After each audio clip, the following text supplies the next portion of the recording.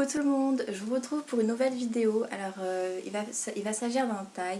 Encore une fois, oui, il y a un peu que ça sur ma chaîne, mais j'adore faire ça, comme vous avez pu le remarquer. Alors normalement je suis censée ramasser des abricots en plein soleil parce que c'est mon job d'été. Mais quand je suis arrivée à la ferme, il n'y avait personne, je sais pas trop ce qui s'est passé. Du coup, après-midi de libre, ça me va très bien.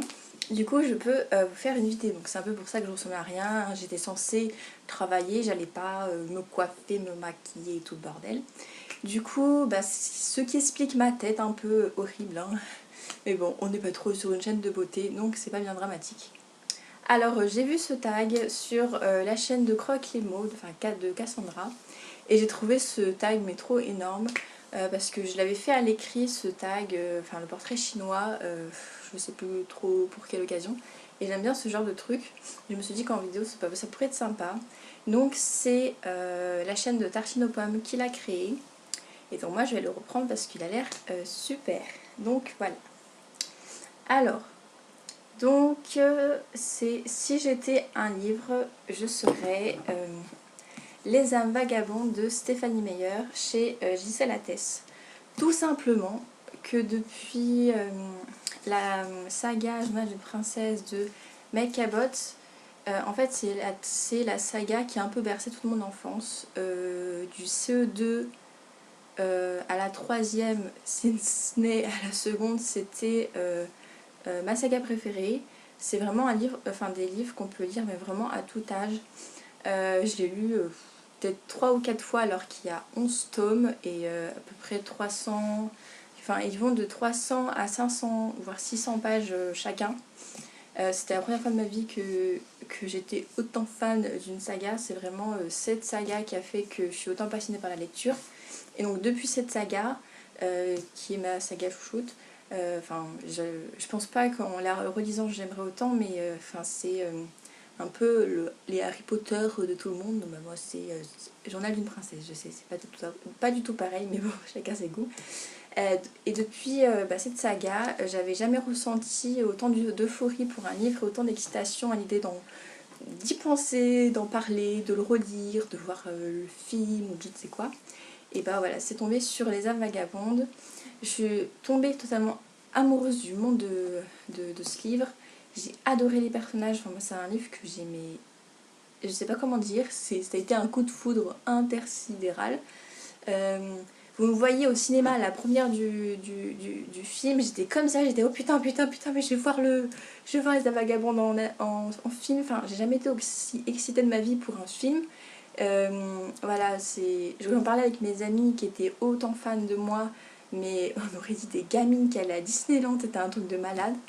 Donc ça fait à peu près un an que ce fut le cas. Bon, maintenant on peut plus dire que ce soit toujours mon livre préféré parce que depuis le temps j'ai lu d'autres livres et puis je me rends compte que même s'il est génial, il y en a d'autres livres qui sont aussi bien voire mieux. Mais si j'étais un livre, ce serait vraiment celui-là parce qu'il est vraiment génial.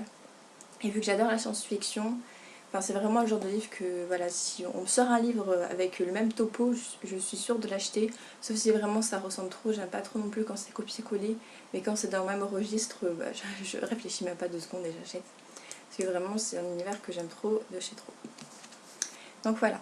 Ensuite, si j'étais une couverture, je serais Across the Universe de Beth Travis chez Razorbill Penguin.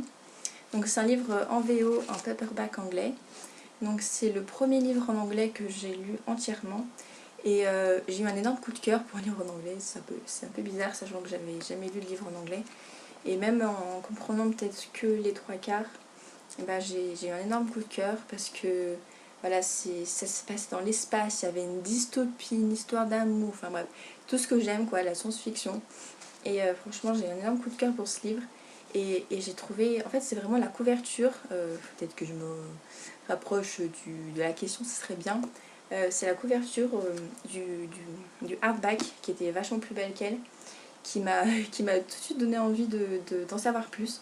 Alors je suis pas du tout du genre à juger un livre sur une couverture ou alors d'acheter un livre pour sa couverture, je trouve ça assez superficiel et je trouve ça un peu débile. Enfin, c'est pas parce qu'un livre a une belle couverture qu'il va être bien, alors du coup Moi je m'intéresse au livre et pas à la couverture. Mais c'est vraiment grâce à la couverture que je me suis dit ah tiens ça se passe dans l'espace et tout, une histoire d'amour, enfin ça a l'air vraiment trop bien. Et c'est grâce à ça que je l'ai acheté, je suis super contente parce que j'ai un énorme coup de cœur. Et il va sortir enfin chez Pocket Jeunesse alors que le livre quand même il date de je sais plus 2009 ou 2008, enfin il est assez vieux quand même.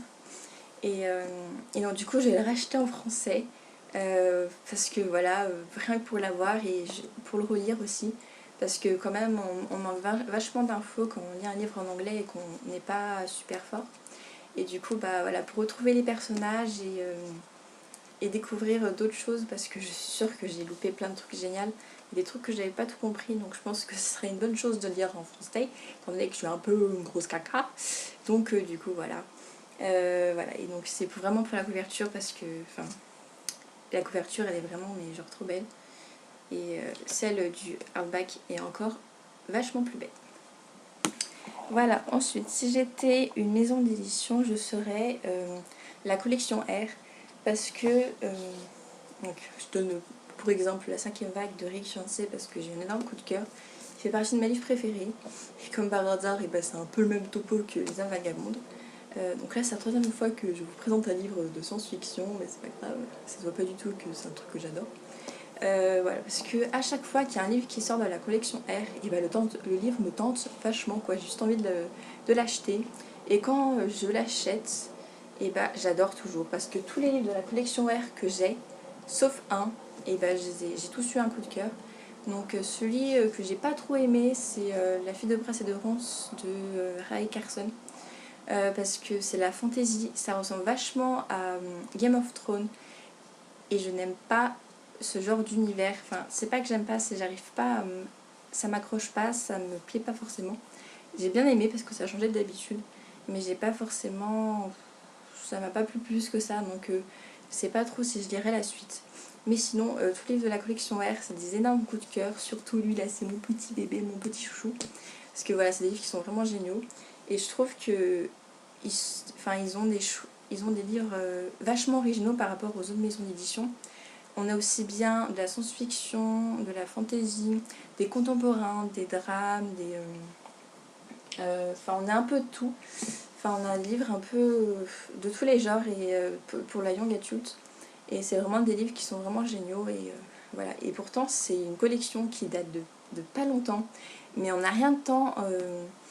Et bah, cette maison d'édition, enfin c'est plutôt une collection mais c'est pas grave, a eu un succès mais monstre. Et c'est vraiment génial parce qu'elle le mérite vraiment. Voilà. Ensuite, si j'étais un auteur. Alors moi j'ai choisi cet auteur pour sa plume. Donc j'ai choisi Tahirih Mafi parce qu'elle a une plume mais magnifique. Enfin, quand on est dedans, on a juste envie de pleurer, de rigoler, d'être en colère, d'être toutes plein d'émotions, mais en même temps. Parce qu'elle a une écriture qui est vraiment intense et pleine d'émotions. Enfin, je sais pas comment elle fait, mais son écriture, elle est magique. Parce qu'elle nous fait pardon, je sais plus parler français. Elle nous transmet des émotions de dingue et t'as juste envie d'aller chez le psy après parce que t'es perdu dans ta tête, tu sais plus ce que tu ressens. T'es perdu quoi, tu vois un arbre et tu vas pleurer, tu sais plus pourquoi, bah, c'est à cause de ce livre, parce que ça t'a chamboulé, mais un truc de malade. Et voilà, c'est une écriture qui est juste phénoménale. Et c'est sûr qu'il ne faut pas lire ce livre juste pour l'écriture, parce que voilà, c'est un peu comme acheter un livre que pour une couverture. Mais parce qu'il n'y a pas seulement son écriture qui rend ses livres beaux, c'est l'histoire, ses personnages et tout. Enfin bref, elle a une écriture qui est juste parfaite. Et il faut absolument lire cette trilogie parce qu'elle est juste parfaite. Et voilà, c'est tout. Ensuite, si j'étais un best-seller, moi je fais d'une originalité, je vais choisir la trilogie Hunger Games de Suzanne Collins chez Pocket Jeunesse. Bah oui, parce que c'est une de mes trilogies préférées, comme un peu tout le monde. C'est un univers post-apocalyptique, dystopique, mais d'une imagination débordante. Il fallait vraiment y penser. Et moi, quand les auteurs ont ont des idées mais farfelues comme ça, moi j'adhère tout de suite. Surtout que c'est tellement bien exploité, les personnages sont extra, ce qui se passe c'est extra, il y a de l'action à revendre, bref. C'est une trilogie qui est juste parfaite. S'il y a bien une trilogie que je pourrais relire, c'est bien celle-ci. Même si j'aime pas relire mes livres, mais celle-ci j'aurais tellement envie de la relire. Et voilà, et parce que je l'adore de tout mon cœur. Ensuite, si j'étais un personnage féminin, donc là je reprends le livre que je viens juste de poser.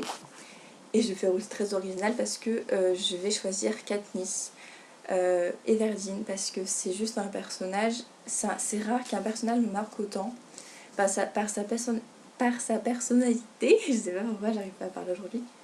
Elle est tellement forte et pourtant il lui en arrive des choses. Moi à côté j'ai l'impression d'être un bébé parce que il m'arrive un truc, je suis tellement émotive que ça y est j'explose. Mais elle arrive à rester forte, elle est hyper généreuse, elle est hyper courageuse. Moi je l'admire complètement, elle m'a impressionnée du début à la fin. Et rien qu'avec ses petites mains, son cerveau, elle arrive à créer des choses. Enfin je sais pas, elle redonne espoir, enfin je sais pas comment dire. Moi j'ai beaucoup aimé ce personnage et j'ai adoré la suivre. Et je trouve que Jennifer Lawrence incarne très bien Katniss, je trouve. Elle arrive très bien, enfin je l'imaginais bien comme ça et c'est tant mieux. Ensuite, oh là là, la vidéo va être longue. Un personnage masculin. Alors là j'ai pas pu choisir. C'est simple. Alors j'ai pris deux personnages qui sont complètement mais opposés. Il y en a un que vous allez sûrement pas comprendre pourquoi je l'ai choisi, mais c'est pas grave parce que moi je l'adore quand même.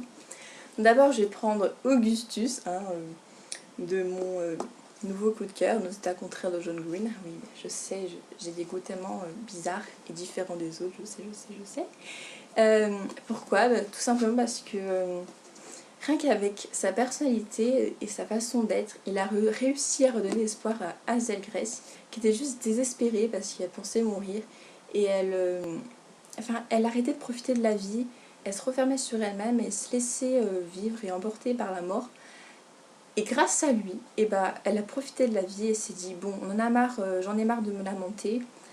On va profiter des derniers instants, on s'en fout. Je vais arrêter de croire que je suis ingrenable. Je vais juste croquer la vie à pleines dents. Et je vais aimer, et je vais aimer.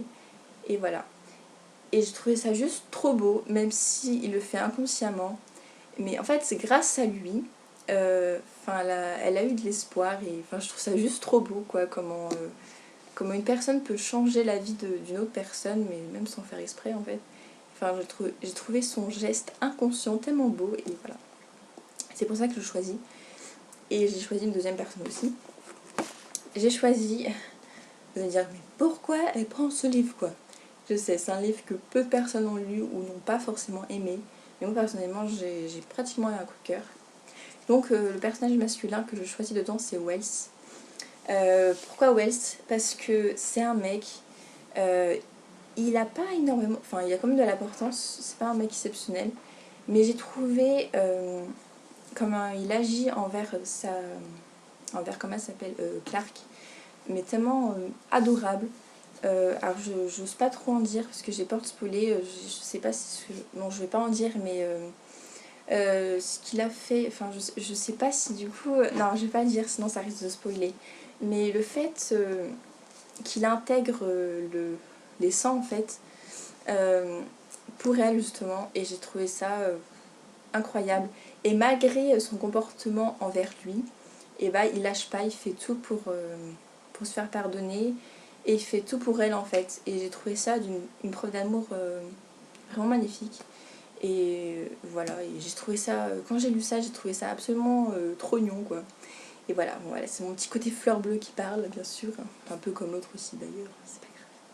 Donc voilà, c'est pour ça que j'ai choisi ces deux personnages masculins parce que j'ai adoré leur manière d'agir envers une fille tout simplement.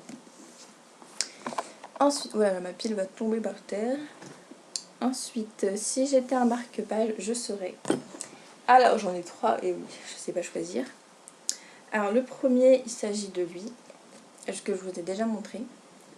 Je l'ai acheté à Paris. Et en fait, ça me rappelle tellement de bons souvenirs là-bas, parce que j'ai passé je sais plus combien de temps j'ai passé, pratiquement une semaine avec ma petite sœur, ma mère et ma grand-mère. Donc c'était une semaine entre filles et j'ai trouvé que ça nous a... Enfin, de passer des vacances avec sa famille, je trouve que c'est tellement mieux. Parce qu'on partage des moments de fou rire, enfin voilà, des bons moments ensemble. Et c'était la première fois que je découvrais Paris, j'étais la seule, alors que toute ma famille était déjà allée et moi j'étais comme une gosse quoi. Paris c'est qu'une capitale, enfin c'est quand même important. C'est pas une ville exceptionnelle, c'est une ville que tout le monde visite et finalement ça, c'est pas une ville qu'on adore particulièrement. Mais moi j'ai trouvé ça magnifique et j'étais comme une gosse là-bas et moi ça me rappelle plein de souvenirs. Et ensuite c'est deux marque-pages que ma meilleure amie m'a fait pour mes 18 ans parce que voilà, c'est des photos de mecs en fait. Et c'est pour me rincer l'œil pendant que je lis. Et rien que le fait que ce soit ma meilleure amie, même si ça aurait été tout blanc avec un gros cœur dessiné au feutre ou un dessin de maternelle, je m'en fous du moment que c'est ma meilleure amie qui me l'a offert. Ça fait que c'est mes marque-pages préférées parce que voilà, c'est elle qui les a fait. Et voilà, tout simplement. Et ensuite, si j'étais un résumé, une quatrième de couverture. Alors, c'est un livre que personne ne connaît, je pense. C'est Zombie Don't Cry de Rusty Fisher chez J'ai lu. D'ailleurs, le tome 2 n'est toujours pas sorti. Qu'est-ce que vous foutez hein, moi, je l'attends. C'est juste le résumé quand je l'ai lu. Mais j'étais mort de rire dans la librairie. Et même si je le connaissais pas, je savais absolument pas de quoi ça parlait. Le résumé m'a tellement fait rire qu'il fait. Attends, si le résumé me fait rire comme ça, je me demande ce que ça va être avec le livre. Il faut juste que je l'achète. Donc je vais vous lire. Règle numéro 1. Ne jamais sortir avec quelqu'un sans l'avoir présenté à son père. Règle numéro 2. Le couvre-feu est fixé à 23 h, non négociable. Règle numéro 3. Ne jamais faire le mur. Pourquoi personne ne m'avait précisé qu'en enfreignant ces 3 règles à la fois, même pour un garçon canon, on risquait tout simplement sa vie. Parce que je vous parle, mais en fait, je crois que je suis morte. Bon, comme ça paraît pas très drôle, mais ça m'a fait rire. Et il y a aussi l'autre résumé qui est drôle, mais je vais pas tout vous lire non plus. Et j'ai pas eu tort de l'acheter parce que à chaque page ce livre était tordant. Mais vraiment parce que l'auteur a un style très particulier qui fait que elle mise tout sur l'humour. Il y a l'histoire aussi, ne vous inquiétez pas. Mais même quand l'héroïne va juste au lycée et que en gros on suit sa vie, ce qui est pas très passionnant, et bah elle arrive à rendre ça mais tellement drôle, mais tellement bien, limite mieux que quand il se passe des trucs quoi, parce qu'elle a une écriture tellement pimpante, tellement pleine de style et d'humour, ce qui fait que voilà, c'est un livre que j'ai beaucoup aimé pour l'humour, mais pas que, pour l'histoire aussi. Donc voilà, pour se résumer parce qu'il est juste trop drôle, même si... enfin bref. Ensuite, si j'étais un accessoire de lecture, et bah je n'ai pas d'accessoire de lecture parce que moi quand je lis, bah, je suis toute seule quoi avec mon livre. De temps en temps je bois du thé mais c'est assez rare. Des fois il y a mon chat, mais je vais pas séquestrer pour vous le montrer. Enfin j'ai pas vraiment de compagnon de lecture, il y a juste moi-même, mes lunettes et mon livre. Voilà. Ensuite, un booktubeur. Alors, je vais choisir une booktubeuse qui n'est pas du tout connue en France. Elle s'appelle Sacha Helsberg de la chaîne YouTube Ebook Utopia. Donc c'est une fille, clairement, ça pourrait être ma meilleure amie si on se connaissait parce que je trouve qu'on a vachement de points communs. Bon, elle a 17 ans, elle est un peu plus jeune que moi parce que j'en ai 18, mais bon, on s'en fout. Mais elle est juste trop drôle. Elle te rigole tout le temps, elle fait des blagues tout le temps, un peu comme moi. Elle est trop mignonne, je trouve. Elle a une tête trop chou. Enfin, je sais pas, on a juste envie d'être son amie quand on la voit. Et elle a exactement le même genre de littéraire de moi, c'est-à-dire qu'elle adore la science-fiction. Et elle parle de ses livres préférés, mais avec une telle passion. Enfin, quand je regarde ses vidéos, même si c'est un sujet qui m'intéresse pas, même si elle me parle d'un livre que je sais que je vais pas aimer, que j'ai déjà lu, que j'ai pas aimé ou quoi que ce soit, je rigole tout le temps parce qu'elle est juste trop drôle. Bien sûr, si vous parlez pas anglais, voilà. Mais même moi qui n'ai pas un niveau hyper bon en anglais, enfin je me débrouille assez quoi.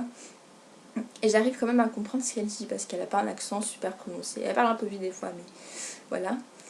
Et enfin, il faut absolument regarder sa chaîne. Je vous mettrai le lien de sa chaîne en barre d'infos parce qu'elle est vraiment énorme cette fille. Et donc voilà, c'est ma booktubeuse préférée. Sinon en France ce serait Justine de Ferry Neverland, c'est très original je sais. Mais c'est juste une fille qui met de bonne humeur, qui est juste hilarante. Cette fille, elle est juste hilarante. À chaque fois que je regarde cette vidéo, j'ai l'impression que je regarde une vidéo de podcast du genre normal, parce qu'elle est juste hilarante. Et en plus de ça, elle parle de livres, enfin, elle rend les livres tellement intéressants, elle donne vraiment très envie de les lire. Et enfin bref, elle est géniale cette fille, de toute façon tout le monde la connaît, tout le monde l'adore, donc voilà quoi. Et ensuite, une saga. Alors là j'en ai deux. Je les ai prises parce que c'est des sagas dont on parle assez peu sur la blogo, sur Booktube, mais qui sont genre géniales et il faut absolument pas passer à côté parce qu'elles sont juste très originales et fantastiques.